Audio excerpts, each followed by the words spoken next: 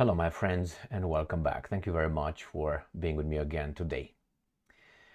I hope that people have the minimum ability when they were given an information to ask this question. Is it true? And how do I know it's true? Or how do you know it's true? The people who make the claim. And then you go to the credibility, obviously.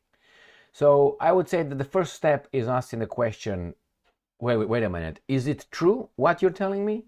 And then the second one should be, how do you know it's true? That means bring evidence, convince me. And the third one, you say, who is this guy? Is he trustworthy? Did he lie before? Or anything like that. So the level of trust you have in the source. Without a level of trust in a source, that means zero. So when you end the interest, you have to understand who's who, what's what. Let's say in Ceausescu's government, let's say the dictator's government, a minister comes and tells you, hey, Romania is doing very well. Economically is the best in the world. Well, is it true? How do you know that? Well, I'm a minister. Okay, bring me some evidence. And the third one is, wait a minute, you play within their team, not in my team. Dictator, pop. So all these things should come to regular people. That should be instilled in people since kindergarten, but it's not. They here in the United States of America, which is good, but it's just blah blah blah blah blah. They say in almost every curriculum, when you go to school and they say, okay, we're gonna learn this is about this subject, develop this, increase this ability and skills. Almost always this is this two words: critical thinking. That's a lie. That's a lie. They say, well, we're gonna increase and develop the critical thinking of the students. That if they would really do that by, I don't know, grade 3, you should be okay. You should challenge the teacher. But they don't want that. Why would they want to do that? They don't want to do that.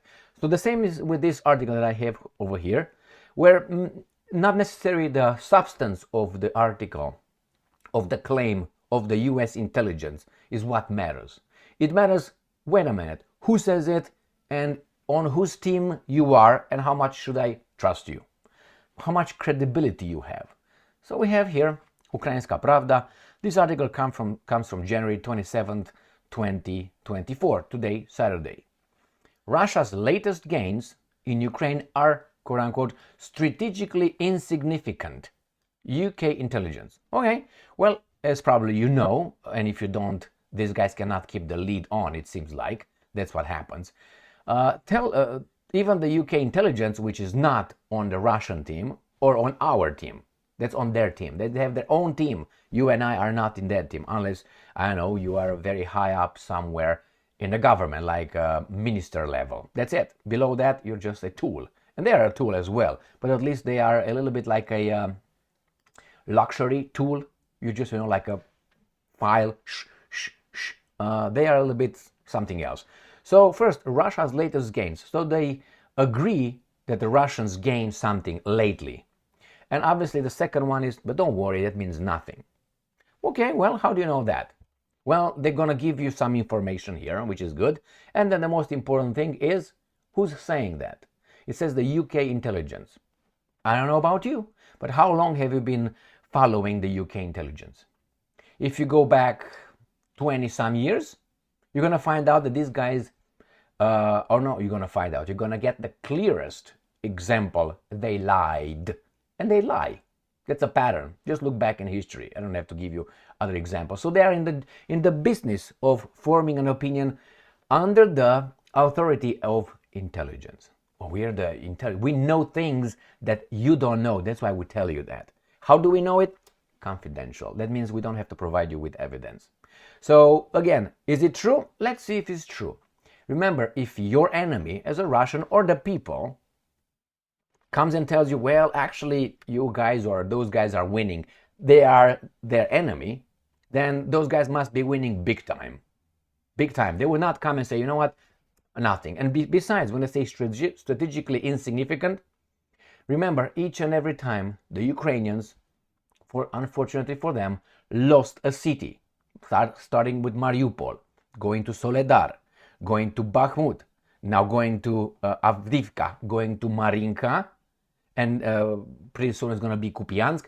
Each and every time when these guys clashed, the Ukrainians said this is the most important clash of the civilizations right here. If that falls, if Mariupol falls, these guys are in Kiev yesterday. Oh, if these guys win in Soledar, the same thing. The same thing with Bakhmut, the same thing with Avdiivka and Marinka and so on. And it's normal as propaganda. It's normal. Why? Every time they lost the cities, actually strategically unimportant. Wait a minute. About 3 weeks ago and 5 weeks ago and so on, when the clashes started over there, you told me that the utmost importance. And right now you tell me insignificant. So which one is it? Either way, you're a liar. Even if you tell me the truth now, that means you didn't tell me then. But if you told me then you're lying right now. What changed? Nothing. The earth is the same way. The locations of these locations or the cities are the same. The front is the same. Okay, let's look over this. So this is what I request. Ask those questions. Hey, is it true? How do you know it's true? Who the fuck are you? There you go, a rhyme. The UK Defence Intelligence, which has a credibility of negative 2,529. It's not at zero credibility, it's at negative 2,529. Got that? Devoted its latest review of the events of the war in Ukraine on 27 January to analyzing the situation on the battlefield and the advance of Russian troops, which imagine is like 5 times more than these guys are going to report. I'm just, knowing how things go around. I learned it by direct experience, my friends, not only by lectures and reading about these kind of things, but by direct experience. Pay attention to the Ukrainians, pay attention to the Americans, pay attention to the Russians. When they report news, see how much they inflate or deflate, depending on how the interest flies, left or right, in that particular situation. Consistency in lying, yes. UK intelligence once again pointed out Russia's statements about the seizure of the village of Krokhmalny in Kharkiv Oblast and the village of Vesele near Bakhmut, but stated that these are strategically insignificant. All right. That as a default for any country on this planet. And I'm not a government denier. Government is a necessary evil. I didn't say that. They said that. Who's they? Go and back and see. It was what? Either Thomas Jefferson, if I remember correctly, or what's his name? Yeah, I can't remember the. I can't remember the other one that I think it is, but nevertheless, this is Hamilton, maybe one of the two. Maybe I don't know a third one, but I don't remember. Maybe Voltaire. Who the hell knows? So the governors it matters what they say, actually, not who says. But if you want to pretend you're intellectual, you have to come and say, hey, he said it in 1629 or 1776. And then, oh my God, what was he doing while he was sitting on the toilet, actually? You give details like everybody's, oh my God, this guy knows this issue, the details. Can they verify? They don't know we're going to bother. Again, you have to know, man. You have to know. So anyway, they said, obviously, the government is a necessary evil. The same here. When these guys are informing you something, the government always start with 100% skepticism. That's how you start. Imagine you go to someone who wants to sell you a product, and you look at the product and you say, and they want to sell you that at the highest price. That's what the government is. Look at it that way. That's a start. So, and I'm quoting, Vesele had a pre-war population of 102 and Krokhmalny 45. This represents a continuation of Russia's minor incremental gains, whilst Ukraine forces on active defense. Well, if they had only these numbers, why did you bother to defend them so roughly? Okay, I got that. Your answer was perfect. The UK Ministry of Defense said that the main goal of Russian troops remained the capture of the city of Avdiivka in Donetsk Oblast, which I think is already over. It's just a cleanup operation. I've been saying this for 2 months at least. And they are waging an offensive from 3 fronts to surround the town from the south, north, and east. I'm going to show you a map so we know what's going on with Avdiivka. But let me just put it out for you. I'm going to go to the Russian map, which is the clearest. but not necessarily the most updated, because these are slackers during the weekends. So let me just, I'm talking about the Russians. Here's Ukraine. Now, this is Donetsk here. I'm gonna, right here is Donetsk. They're talking about Avdiivka, which is this little, whatever you want to call this, cove, I guess. Here it is. So this is Avdiivka. And this is according to the Russians on the 26th. Yeah, as I said, once weekend comes, they go and party. So this is Avdiivka. I think it's more than that, but nevertheless, time is on their side, right? We'll see. Let's see the article. Russian forces have suffered heavy personnel and armored vehicle losses, very possible, frequently caused by Ukrainian uncrewed aerial vehicle munitions. Okay, UK intelligence believes, well, if you believe something, you have to know. Intelligence is not based on beliefs. Other things are based on beliefs. Intelligence is based on facts, evidence, logic. Oh, we can dream and we can think of this, but it's not intelligence. It's something else. That's the infantile brain of our much younger selves. So we don't believe. I can believe a pig can fly, but I can't provide evidence. So that's why belief, when someone says believes, no, you think, maybe you reason, you assessed. Use those words, put them in your vocabulary if you didn't use them so far. Believes that despite an attempt to infiltrate the rear of Ukrainian position in Avdiivka through tunnels, Ukrainian counterattacks are holding back Russian forces from advancing further within the city.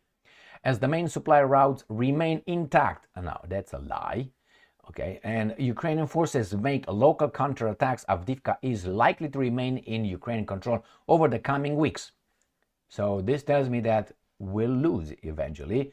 So it's likely to remain in the coming weeks, likely. All right. The Estonian intelligence, another group that should not be believed. Why? Because they're not objective. This is not like an investigator who has no agenda. These have the agenda to promote a certain narrative and cut off another one, which is the Russian narrative. The Russian forces seem to be gradually reducing the intensity of their offensive actions on the battlefield in Ukraine, but are preparing for another assault near the strategically important city of Avdiivka in Donetsk Oblast. Logically, I don't know if you ever fought, like in a real fight, and a prolonged fight. I'm not talking about 3-second knockout. No, let's say you fought 3, 4, 5 minutes. After a while, you figure out when you got tired and when the opponent got tired. When the opponent got tired, you don't have to sometimes employ the same intensity because you don't need to. For instance, if I fight a toddler, I'm not going to go full force and destroy the toddler in half of a second, right? I'm just going to use, I don't know, this finger to tickle the toddler. And the toddler will be like, and I win. Because it's going to be rolling over the carpet, I'm going to tickle, and I win. I don't have to employ much. Does it mean that I can't? No, I can. So the same here. The fact that the Russians, according to Estonians, seem to be, seem is, that's what seem. And is like, no man, this is the evidence right here. Seem, again, is based on, and that's intelligence. Thank you very much. Seem to gradually reducing the intensity. You can say because they're weak, maybe because they can't do it anymore, maybe they just need a breather and then they start over, or maybe they don't have to. When they say, well, the Russians are employing weapons from the Soviet era, from 1960s, could be because the Russians don't have any more new weapons, the missiles, the rockets, could be. Or maybe could be the Ukrainians are so beaten that they don't have to use those. They use garbage. Why should they use the multi-million weapons when they can use the ones that are already, how do you call it, covered, paid for? They're just rusting over there in the depots they have. You see, you can look at it this way. And coming from the Estonian intelligence and from the UK intelligence, you can trust them as I said, a guy who wants to sell you a product. And you can look at the product. From previous experience, you realize the product that you bought from that guy was garbage and you paid too much for it. Now you know, wait a second, wait. Let me check it out first. Boy, you're not a trustworthy source. And the same thing is true for the Russians, don't get me wrong. For everyone, the intelligence community is not one that tells us the truth, necessarily. They tell us the truth sometimes, but they don't work necessary for me and you. They have other allegiances over there. And besides, each and every so-called intelligence community has a little department over there which is called counter-information and propaganda. They might not call it propaganda, but they call it differently. Only the idiots, the Nazis, the idiots, called it the Ministry of Propaganda. That's how they called it. Goebbels was in charge of the Minister of Propaganda. Clear and nice. These guys are using euphemisms. State Department, intelligence community, they hide. They don't have idiotic balls, let's put it this way. But Dr. Goebbels, by the way, he was the doctor, a clear doctor, as was not doctor like the guy that does surgeries, okay? I think he was in philosophy or something like that. I can't remember exactly, but anyway, you would forgive me if I don't have that information. You're 2 clicks away. By the way, Mussolini, that bad guy, was also a PhD. Did you know that? He was awarded, he was, provided with a PhD. So that means we should not allow these intellectuals to come back to rule our lives anymore. Remember when they say, well, those guys did this, and besides, if you go by that, we got some differently abled people, let's put it nicely, who were in charge and were criminals. Stalin won. You got, what's his name? Adolf II, supposedly. So are we going to keep those guys away because they prove that? So then use those in terms when they say, well, this group is bad because some of this group did some bad things. Well, then intellectuals and people with handicaps, that means physical handicaps, should be kept aside. Should not, you see, it's so idiotic. You, as Reverend Dr. Martin Luther King Jr. said, be assessed on your character, not based on your race, on your whatever other people did from the group you are a member of, or assigned, ascribed, however we want to put it. So it could be true what they say. It could be not true. I, on the other hand, don't trust anybody. I verify. Skepticism is the mother of knowledge, after all. Thank you very much for being with me again today. Stay strong, stay smart, look for the truth, and be just.